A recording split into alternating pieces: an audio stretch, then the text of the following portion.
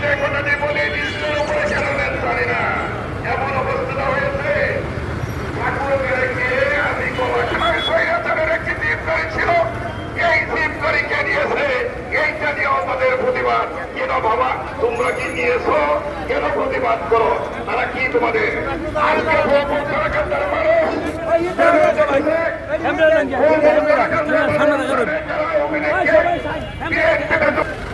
আজকে যারা রাতে মিছিল করে, দিনে বিএনপি করে, রাতে সেই আওয়ামী লীগের মানুষগুলোকে মশাল মিছিল করে, এইটাই তার নমুনা। ভাইয়ের আমার বন্ধুরা,